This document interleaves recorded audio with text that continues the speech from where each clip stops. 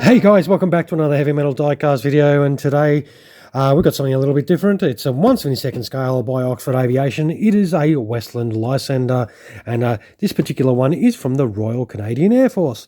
And the Lysander, of course, is a British-made liaison recon aircraft that was made prior to World War II, but they were also made under license in Canada, which this particular aircraft here was. It was used by the Army, but they also did use these in target towing duties, which obviously this aircraft is because of this bright high visibility yellow that it's painted in with these black stripes. This actual real aircraft can be seen, if you're lucky enough to be in Canada, it can be seen at the Canadian Heritage Warplane Museum in Ontario in Canada, as I said. So if you're lucky enough to reside in Canada or visit through there, you can drop into that museum and see this aircraft for real, of course. But unfortunately, I'm not that lucky, and if you're watching this, you might not be that lucky either. So how about we get this thing out of the box and have a bit of a look at the model instead. So with the blister packet out of the box, we'll get that leader off and have a little look at this aircraft here. We'll grab that. It is quite striking, this yellow. It does have the stand in there, which does have some details of the aircraft, of course. We'll move that out of the way and get stuck into the actual aircraft itself. And have a look. It doesn't have a huge weight to it. Just holding it as we are now. But boy, the colour is extremely striking. With these Oxford ones, you'll find a lot of them, like the green box ones, the propellers don't actually spin. So just be aware of that if you're after this type of model. The Oxford blue box ones that come in a bit more of a fancier box, the propellers and everything like that do spin on those ones. But the green box cheaper ones do not. And speaking of cheap, I paid $40 for this, so it was relatively cheap. I mean, it is not, going to be everyone's favourite aircraft to be looking at, but I just saw that colour scheme and I thought, yeah, this is a really unusual looking colour scheme, so it's going to have a little bit of shelf presence, and it does look very nice. And what we'll do is we'll jump in and have a look at some of these panel lines, of course, if we can get some focus.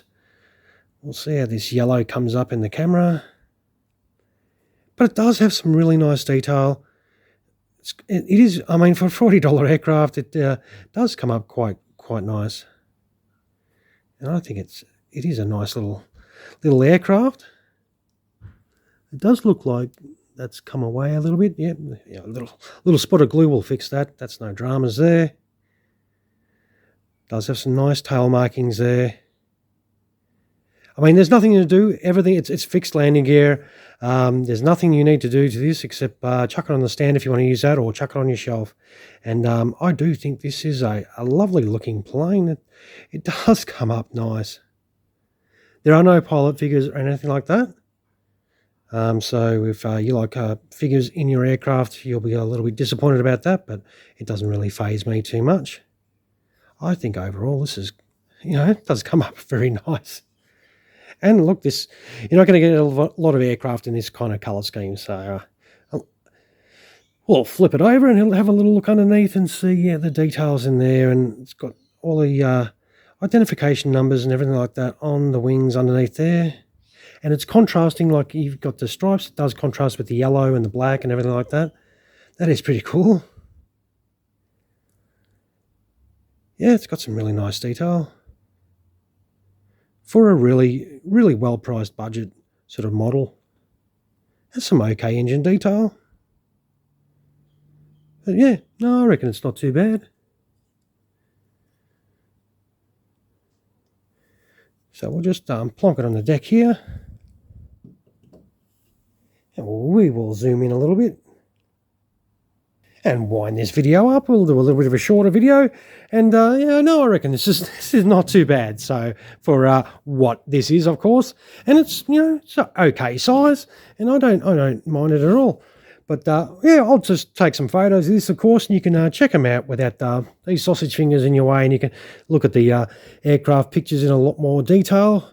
And, if you do like this video at all, or this particular aircraft, throw us a like. And if you want to see this thing for real, of course, you can visit it at the Canadian Heritage Warplane Museum in Ontario and Canada. And you can check this thing out for real. But, yep, once again, thank you very much for spending your valuable time watching one of my videos. I really appreciate it, guys. All right, you all have a fantastic rest of your day. Cheers.